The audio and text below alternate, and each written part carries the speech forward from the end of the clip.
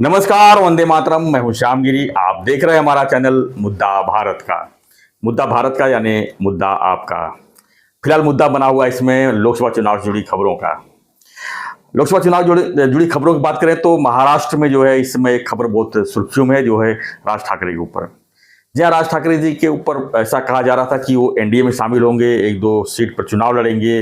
अमित शाह जी से मीटिंग होके आए हैं और ये सब होने के बाद एक हफ्ते बाद उन्होंने कहा कि हम बिना शर्त मोदी जी को समर्थन देते हैं और हम हिंदुत्व के नाम पर जो है एनडीए का सपोर्ट करते हैं, और सब कर दिए। लेकिन उसके बाद अब ये बात सामने आई है कि आखिर में एक हफ्ते के बीच चल क्या रहा था, क्या बार्गेनिंग चल रही थी, ऐसा क्या हुआ कि उन्होंने बिना शर्त जो है मोदी जी सपोर्ट करने कहा और खाली मोदी जी को। इसके पीछे कुछ कहानी है, तो इसी पर हम थोड़ा चर्चा करेंगे। हमारे सहयोगी अनिल था जानेंगे कि ये जो एक हफ्ते में जो चल रहा था बार्गेनिंग, क्या चल रहा था आखिर में, किससे जो है दो सीट के बारे में जो बात चल रही थी, किस किस चीज़ के लेके चल रही थी, इसे हम जानेंगे। सर, क्या लगता है आपको कि जो बार्गेनिंग तो हो रहा था, ये तो पक्का था? इसमें मेरे लगने का सवाल नहीं, इसमें राज साहब ने खुद पोल खोल दी। और दो बातें उन्होंने बताई कि भाई अमित शाह जी से मेरी जो बात हुई उसमें 2 सीटें हमें देने की बात हुई थी मुंबई में। मुंबई के 2 सीटें? मुंबई के 2 सीटें। एक तो साउथ मुंबई रहा होगा, शिरडी वगैरह नहीं। एक जहाँ पे कीर्तिकर खड़ा है और एक जहाँ पे साउथ मुंबई ना, जहाँ पे बड़ा नांदगांव करके चांसेस थे, यानी उत्तर मध्य और साउथ मुंबई। वो जो भी है। तो मध्य विद्या समझता नहीं, मुझे सीधा नाम से समझता है कि अभी कौन है। अभी पूनम महाजन यहाँ पे ये इधर है, ये इधर है। तो सर कैसे है ना कि राज साहब ने पहले वॉर्निंग दी थी। बोले माझं तोंड है तो थोवाड करायला लावू नका। मतलब ये था कि अगर मैं बोलना शुरू कर दिया तो आपकी मुसीबत आ जाएगी। और लोगों ने पहले ही भाषण में उन्होंने बोल दिया कि मेरे को तो 2 सीटें ऑफर की गई थी मुंबई की। मैं मुंबई का, आपको सामने बैठे मुंबई क्यों बोलता हूँ, मुंबई बोलना चाहिए, तो मुंबई की।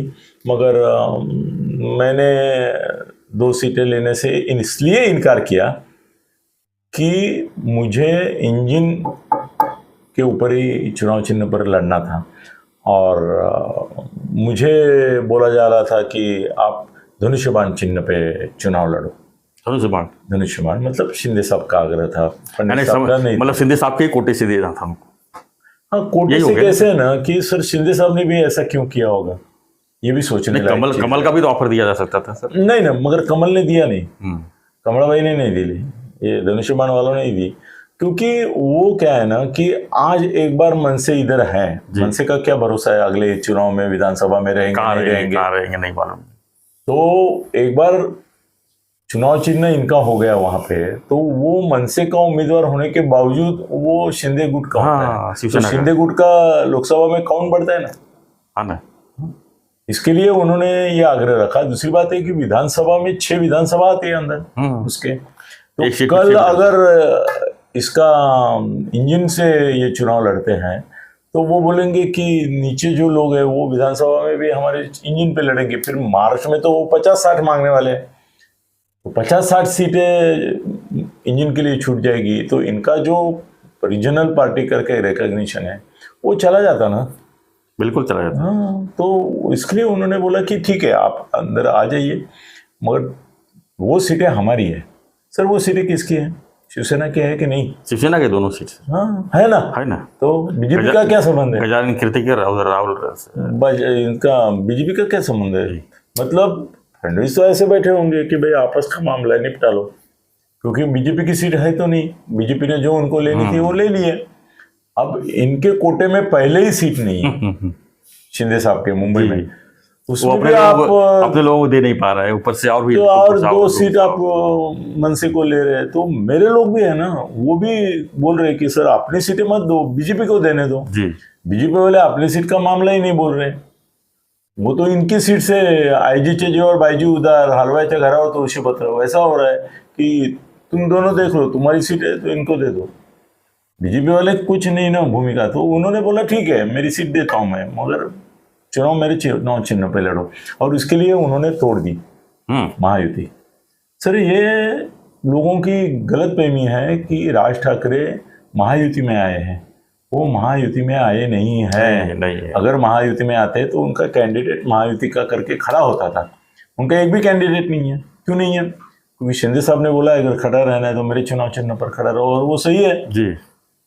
तुम हमारी सीट लोगे तो कम से कम इतना तो सौजन्य दिखाओ कि भाई ये करो। मगर ये बात बाहर आनी नहीं चाहिए। इसका हाँ। क्या है ना, ये उनके दोस्त हैं राज साहब के TV9 में, उन्होंने ये लीक कर दी पूरी स्टोरी कि शिंदे साहब ने बोला कि हमारी सीट, क्योंकि वो इतना ही बोले थे कि मुझे ऑफर थी चुनाव चिन्ह की, राज्यसभा की, इसकी विधान परिषद की, कि भाई 1-2 विधान परिषद देंगे आपको, एक राज्यसभा देंगे, मतलब चुनाव भी लड़ने की जरूरत नहीं आपको, खर्चा ही नहीं कुछ, ऐसी भी ऑफर थी। हाँ। मगर वो बोले कि नहीं मुझे इंजन का ये नहीं करना था, तो एक्सपोज कर दिया। अभी शिंदे साहब के लिए वोट करते समय मनसे के जो लोग रहेंगे, थाना में कल्याण में प्रॉब्लम नहीं है क्योंकि वो मनसे की गद्दारी खड़ी कर दी है, तो उसके लिए कोई वोट देगा नहीं। बट दूसरी जगह मनसे के लोग रहेंगे, बोलेंगे भाई हमारे 2 लाख खासदार आ सकते थे, वो क्यों नहीं है? वो इन्होंने शर्त रखी कि भाई धनुष्य बाण पे लड़ो, और साहब तो साहब है, उन्होंने बोला इंजन के सिवा कुछ नहीं चलेगा, उन्होंने इनकार कर दिया। ये अगर मानते थे कि भाई चलो इंजन के ऊपर खड़ा रहो, तो आज की तारीख में 2 खासदार हमारे होते मनसे के। तो लगता है कि आपको क्या लगता है सर, शिंदे साहब ने ऐसा क्यों किया होगा? वो उनकी पार्टी का रिकॉग्निशन है, नीचे 6 विधानसभा मतदार संघ है, वो भी सोच समझ के करते हैं। भाई महायुति तोड़ी ना उन्होंने, एक सीट के लिए सर 2014 में तो पूरी ये हो गई। बीजेपी को अपने पास से भी दे सकते थे ना सर, 2 सीट देने में क्या दिक्कत है? बीजेपी वालों के पास सीट कहाँ है अभी देने को इनको? वो कैसे है ना, बीजेपी का उन्होंने पहले से बांट दिया। वो बोले जो मेरा है वो मेरा है, तेरा है वो भी मेरा है, और मैं भी वो मैं खुद नहीं खाऊंगा, मैं मेरे टायर से थाली से उठा के और किसी को दे दूंगा, ऐसा चल रहा है उनका। इसका असर कितना पड़ेगा सर चुनाव पे, क्या लगता है आपको? सर कैसे ना, एक मानसिकता होती है कि मन से हमारे साथ है। अभी ये क्लियर हो गया कि मन से मायावती के साथ में है नहीं, शिंदे साहब के साथ में बिल्कुल नहीं है, ये क्लियर हो गया। थाना में तो नहीं थी जी, थाना में तो पहले से वांदा था। राजू पाटिल संभलता था, वो ऐसा बीच बीच में तारेवरची कसरत करता था कि भाई हूँ भी नहीं भी, ऐसा था। अभी ऐसा हो गया कि उसने उनको तो गद्दार बोल दिया, वो वैशाली दरेकर को, वो ठीक है, मगर अभी उनके सामने भी लोग उनको पूछेंगे कि भाई आपके 2 खासदार आने वाले थे तो कहाँ गए, तो किसकी वजह से गए? शिंदे साहब की वजह से आपके 2 खासदार आने वाले थे। 2 खासदार सर कम बात है मुंबई में। तो कांग्रेस का सर एक आया था पूरे महाराष्ट्र में, तो भी वो बोलता था मैं कांग्रेस का खासदार हूँ। इनके तो 2 आने वाले थे, तो हमारी चांस गया किसकी वजह से? आपकी वजह से। तो नाराज होंगे ना मनसे वाले भी, और उसका बैकअप से जो काम उसका बैकअप विधानसभा में मिल सकता था। हाँ, तो विधानसभा में भी अभी ऐसा सर, ये युति टूट गई है अभी। विधानसभा में तो होगी नहीं, क्योंकि यही प्रॉब्लम आएगा, तुम किसके चुनाव चिन्ह पर लड़ोगे? हमारे या तुम्हारा इंजन है तो तुम्हारा इंजन लेके जाओ, हमारे डब्बे नहीं तुम्हारे साथ आएंगे, ऐसा हो जाएगा। तो सर ये बहुत बुरा हुआ, और इन्होंने बोला ही था कि माझ्या तोंडाचं थोबाड करू नका। उन्होंने पहले ही दिन दिखा दिया इसका कि भाई मैं युति के साथ नहीं हूँ, मैं महायुति का पार्ट नहीं हूँ, मैं सिर्फ 1 2 3 4 बार 100 बार सिर्फ मोदी के साथ हूँ, बीजेपी के साथ भी नहीं है। मेरा नाइलाज है कि मोदी के लिए ये 48 लोग खड़े हैं, 48 जगह महायुति के नाम से, उनको मेरे को नाइलाज से देना पड़ रहा है सपोर्ट। मेरा सपोर्ट इनको है ही नहीं, मेरा सपोर्ट सिर्फ मोदी एक व्यक्ति को है। ऐसा भी कहा सुना जा रहा है कि जहाँ पर मोदी जी भाषण करेंगे वहीं पर वो हमारे इसमें ही बोला था मैंने। उन्होंने बोला है कि मैं ऐसा गांव घूमूंगा नहीं अकेला, या तो मेरे साथ फडणवीस, शिंदे, अजित दादा तीनों होने चाहिए, कम से कम 2 होने चाहिए, एक उप मुख्यमंत्री मेरी सभा में। और मोदी की हर एक सभा में रामदास आठवले सर बाजू में खड़ा जाता है। मालूम है रामदास आठवले की आइडिया देखो।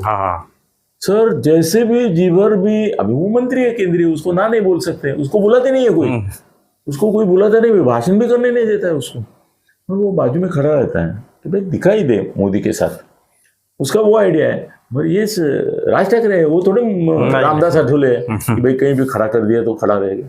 वो बोलेंगे कि मोदी के पहले मेरा भाषण होगा, ज्यादा से ज्यादा मुख्यमंत्री का होगा, और मोदी के साथ मैं बोलूंगा, अभी ऐसा है कि मोदी के साथ अगर इनका भाषण रखा तो प्रॉब्लम ये है कि ये बोलने के बाद पब्लिक रुकेगी क्या मोदी का भाषण सुनने?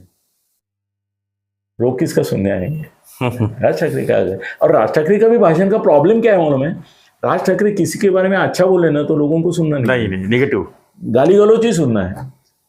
आदमी के जितने अवयव है और जितने नाते हैं ना, उनके ऊपर जितनी मराठी में गालियां हैं, उसका प्रयोग वो बहुत सुंदर तरीके से करते हैं। लोगों को वही करना है, लोगों को ताली तभी बजती है उनको, नहीं तो बोलते आज राज ठाकरेंचं भाषण काय एवढं चांगलं झालं नाही का, बोर केलं का, गाली नहीं दी ना। अभी सर ये ऐसा है कि वो उद्धव ठाकरे को ज़्यादा गाली दे नहीं सकते, क्योंकि उद्धव ठाकरे तो मौन हो गया, मौन औरत में है, वो मौनी बाबा है, उसका कोई वजूद भी नहीं रहा।